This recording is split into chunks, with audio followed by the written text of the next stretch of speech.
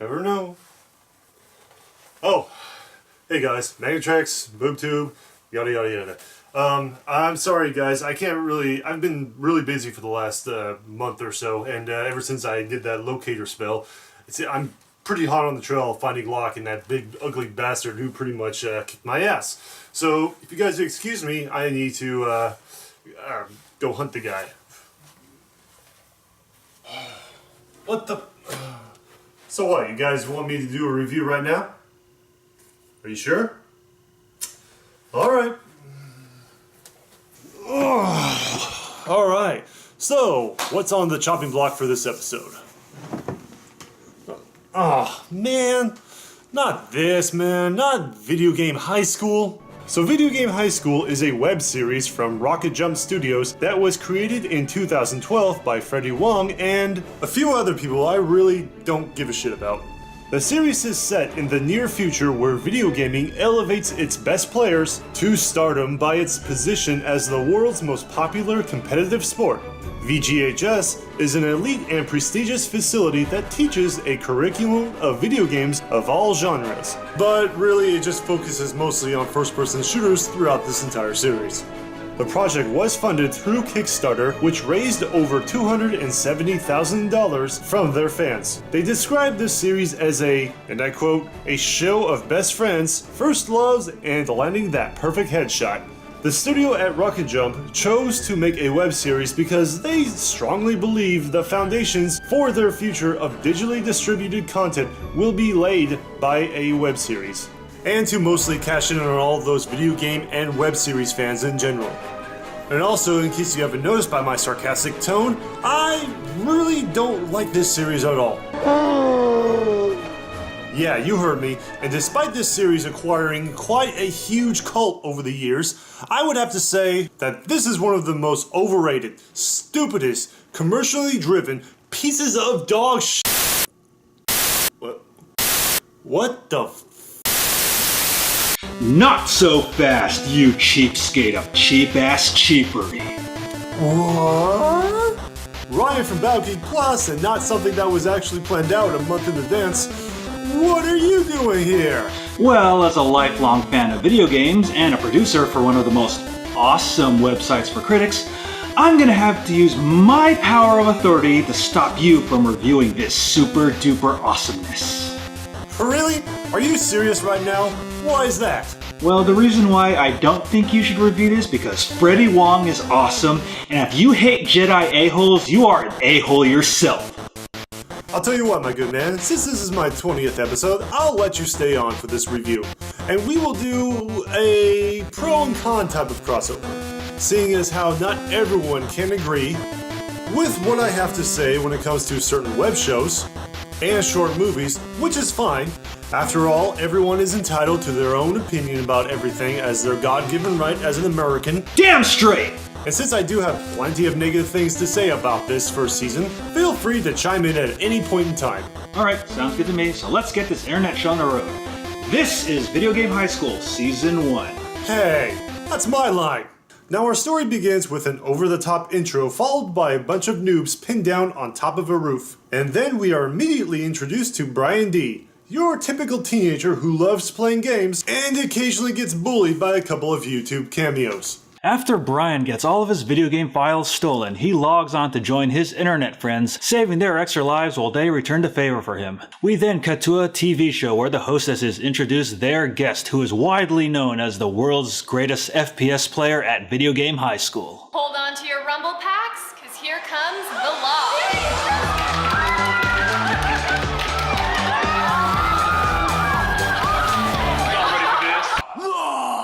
A Judge Dredd clip? That is so 2009. My show, my clips. I bet you would rather prefer... We're not gamers! Yeah, that's what I thought. Let's continue. So Law shows the viewers at home a little pub stomping, and out of all the first-person shooter games on the internet, he picks the exact level that Brian is playing while managing to somehow override the game from Team Slayer to 10-on-1. But before this happens, Brian's mother asks him to take the cat outside, and while he is scrambling to find his feline companion, Law lays waste to all of his teammates. Konnichiwa! Cheeto! Cheeto! And this is where I call bullshit number 1 in this series. As Brian is calling his cat out throughout the house, he is still managing to talk into the video game while running into different rooms. Now I would understand if he had a wireless headset on him, which he doesn't. So either he has a very sensitive microphone, or this is just bad screenwriting in this scene. Well, you see about, Brian talking to his teammates from other rooms, that's just the power of the monster drink. Totally not a endorsement or anything. So anywho, Law notices this and decides to have a little fun with Brian by showing off his cockiness to the world. However, faster than you can say the cat's meow. Really? Brian gets back online and dishes out some of his own moves.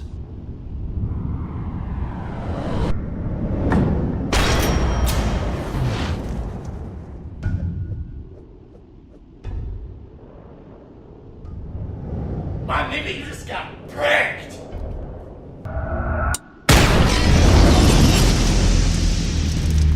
Hey, that's pretty good. And with that small stroke of luck, the internet quickly catches wind of this surprising upset as every major news network highlights Brian's victory over the Law. This gives Brian a full scholarship to attend video game high school, which he quickly accepts. Wow, what a lovely world we live in where you get to beat the best at somebody just that one time and receive an invitation to go somewhere for free. It's like as if I were to hit a home run from one of Madison Bumgarner's pitches and immediately get to join the San Francisco Giants. Well, of course, it's like, me making really shitty internet videos and getting endorsed by really awesome companies. Well, it would appear that I'm not the only person with this mentality, as Principal Calhoun informs Brian that he is already the lowest ranked player in the school, and if he does not improve, he will in fact be instantly expelled. With that in mind, both Brian and Key Swan are introduced to their orientation guide, Jenny Matrix, played by Johanna Brady. Joanna Brady. She can interrogate my Quantico any day of the week. You need to get out more often and play Pokemon Go! Yeah, I know.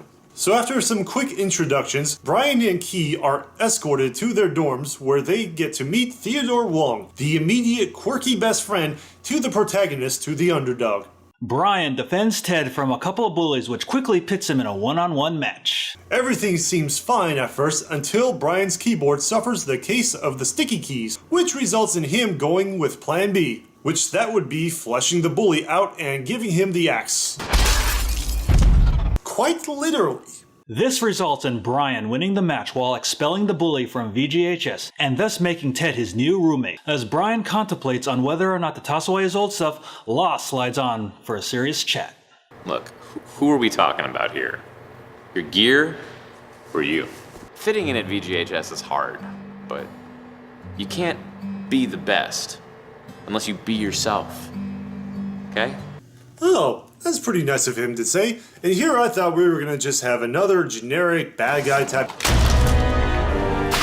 Alright, I take back everything I said. This guy's a complete asshole. The next day, Ted gives Brian the heads up and tells him to watch his back. And yet, despite his warnings, he decides to throw a party for Brian because plot. And Principal Boss Sauce also informs him to keep a low profile as well. Seriously, what's with this series being so damn repetitive? We get the general plot of the main character already. Anywho, let's get to the classroom scene already. Welcome to FPS 101. My name is Ace. You can call me a sound adventist. What the?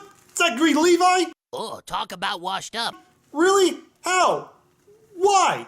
Well, Zach's a geek like the rest of us. Have you ever watched Chuck? Or he's probably here just to collect his envelope full of nude blackmail photos. I mean, seriously, if you really watch this with him in it, you can tell his performance is not that good at all, especially with that extremely shitty Texan accent.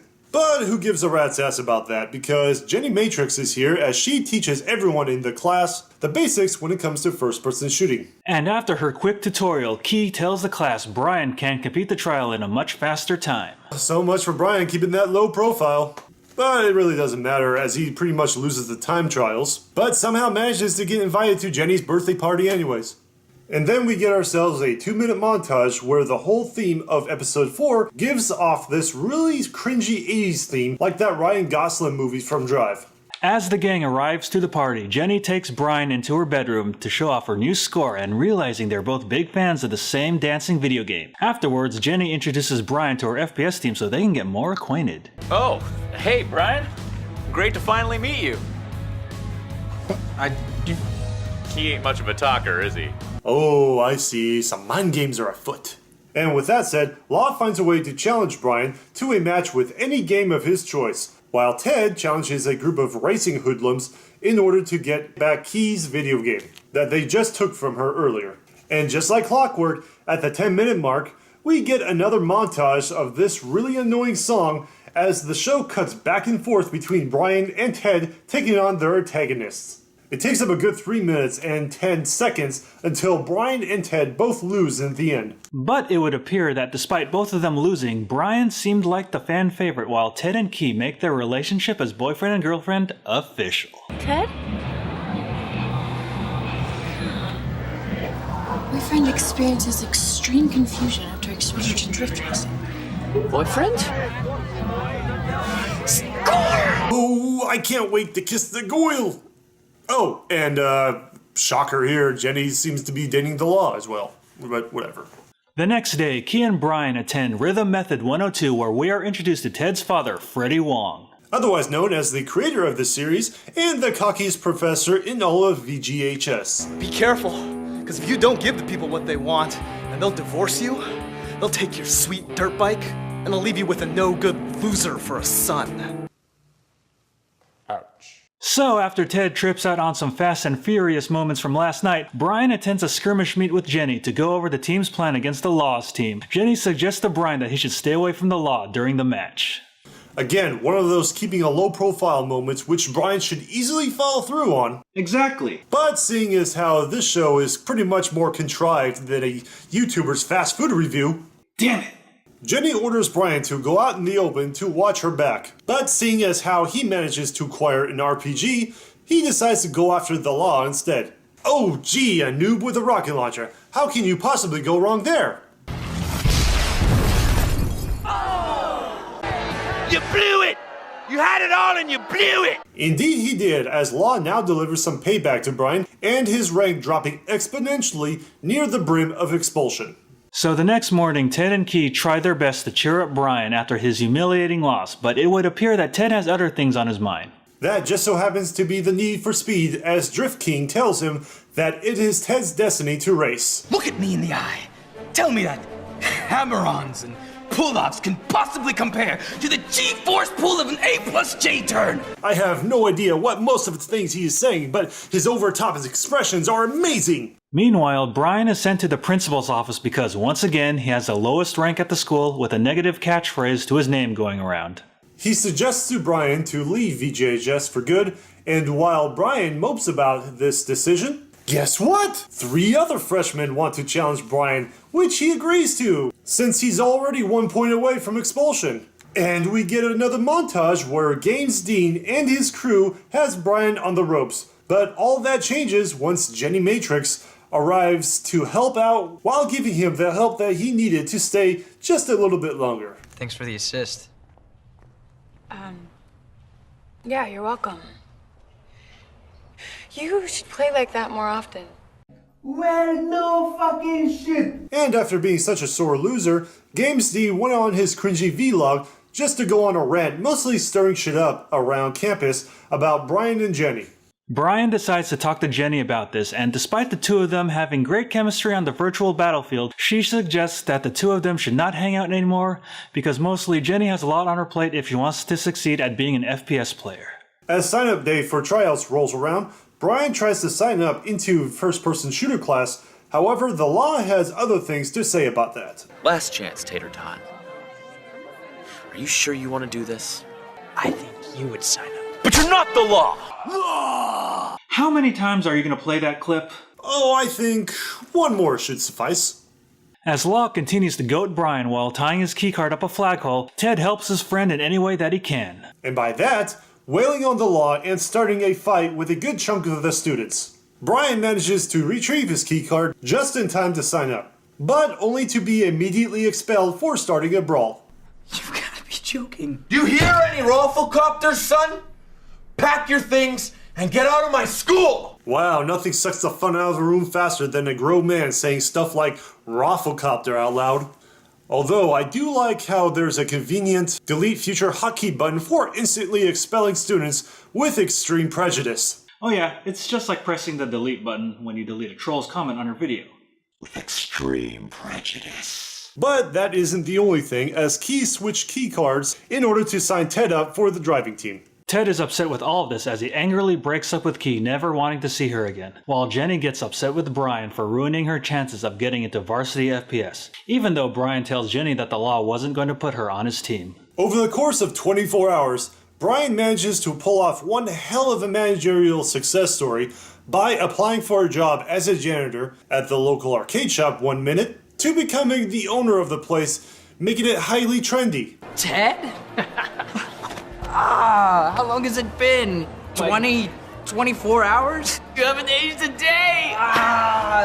Oh, fucking Christ. Ted comes back to greet Brian and to remind him that since he already signed up for FPS tryouts before he got expelled, that he does have a chance to play tomorrow. However, their conversation is cut short as Key comes back to try to reconcile with Ted, but that doesn't work out too well. After Brian gives Key some words of encouragement, he heads back inside where Jenny shows up to tell him that Brian should play tomorrow even though he was already expelled and because she broke up with Law. So they both decide to play the DDR knockoff they both like, and, you know, out of all the 9 episodes in Season 1, this is by far the most cringiest out of all of them. Why do you say that? Well, clearly this entire episode takes place in the arcade store, and I have a sneaky suspicion that they only quickly shot everything in one night inside this building because we got background characters who had their voices easily dubbed over.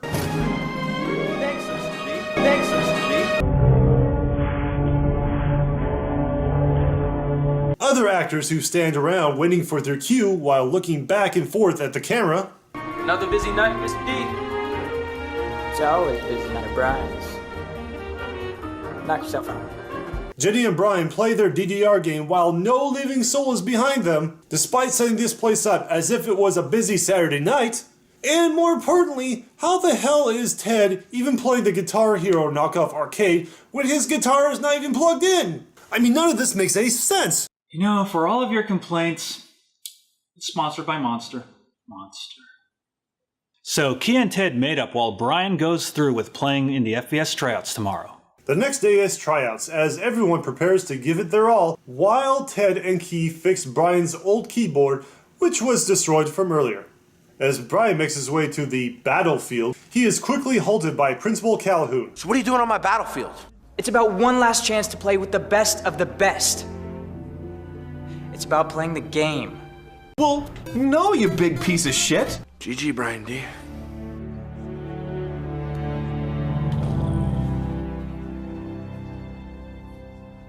He plays.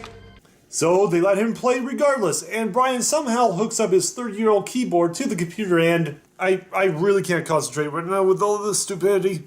Ryan, would you help me out with this? Will do. So Brian and Jenny's team are off to a good start as they advance through the battlefield, picking up their opposition in order to retrieve their objective and score the first point. They do pretty well so far, and if Brian's team manages to win the game, then that would mean he would no longer be expelled and come back to VGHS. This is it, boys and girls.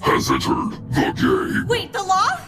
Game over, man. Wait, is that even possible? I mean, wasn't he just a guest host? Apparently so. I mean, if they can let an expelled student play this game, why not the captain of the varsity team? Am I right?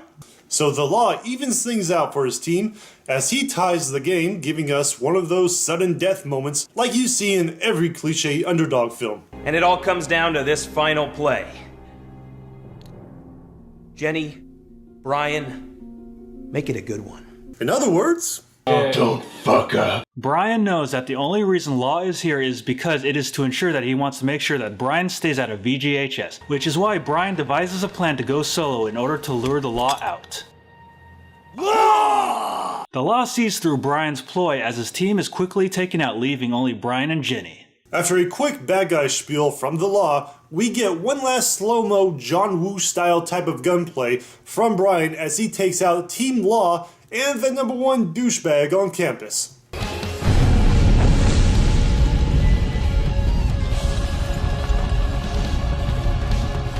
And so the day is won as Brian wins the game for his team, gets to come back to Video Game High School, and gets the girl as well at the end of the day. Also, we get one more scene with Ted and Key making their teams as well. Too bad we didn't see any of that. While meeting up with Brian, congratulating him on his victory, and thus ends Season 1 of Video Game High School. And since you popped up unexpectedly on my show, Ryan, I'll let you go first and tell everyone at home what you think about this. Yeah, so the thing I like best about Video Game High School is it really explores a lot of the drama that you go through in high school while adding a video game flavor to it. Like, remember in high school when you were sad about losing the girl, and then, but you went home to play video games, but now video games are actually a part of your life in Video Game High School, which is really cool.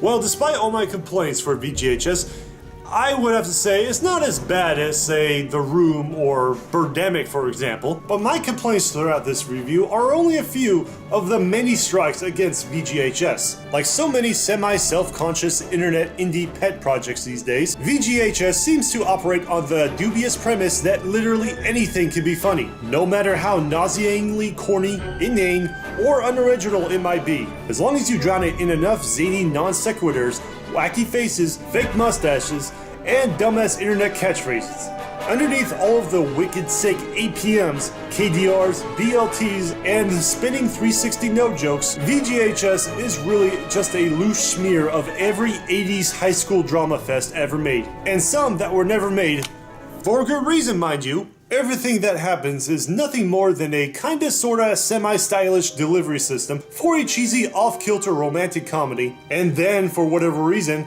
a 10-minute detour into a flaccid Casablanca homage, which fits in with all of the above about, as well as Bill Cosby at a Klan meeting. I will admit that Video Game High School has good production values, and good special effects. Great even! And it's worth remembering that a lot of these actors are first-timers at the time, so I can't rip into the acting too badly. But production values alone don't add up to a good movie. What Freddie Wong has managed to prove to themselves and everyone else with this movie is that there is still a massive fucking gulf between 2-minute YouTube shorts and a 2-hour feature film. And only one of those things can be propped up by novelty value, self-congratulatory pop culture references, and a fat guy in a fedora named James Dean. James Dean. I mean, really? And in the end, I would have to give this series a solid 2 out of 5. And you know what really cracks me up about everything else in this series, Ryan? What is that? Why is it that a highly successful studio company like Rocket Jump want to raise over $270,000 on their Kickstarter page, despite the fact that there are product placements of Monster Energy drinks throughout the entire series? I mean, what's the point of their own fans giving them their own hard-earned money when it would appear that Monster Energy could have easily supported them and their funds all the way through? Oh, come on. Do you honestly think there's some kind of conspiracy or something? Wait, what the hell are you drinking? Oh, it's totally vitamin water, man. I mean, just look at it. It's vitamin water. Right. Well, thank you again, Ryan, for coming on to my show. It's been a real pleasure. Unleash the beast. What was that? Oh, I said, you're very welcome. Oh, okay. See ya.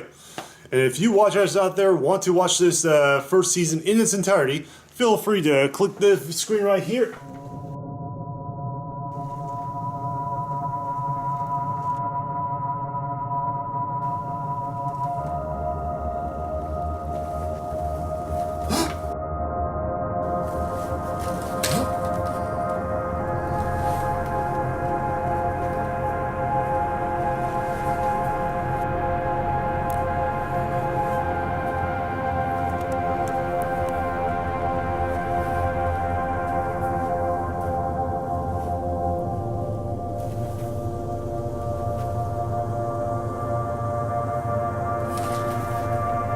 He sent you, didn't he? You will never be rid of us. Oh yeah? Fuck you too.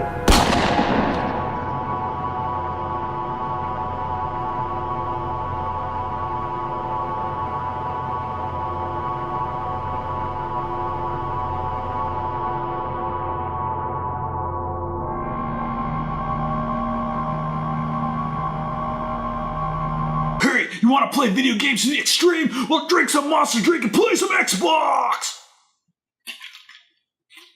into that.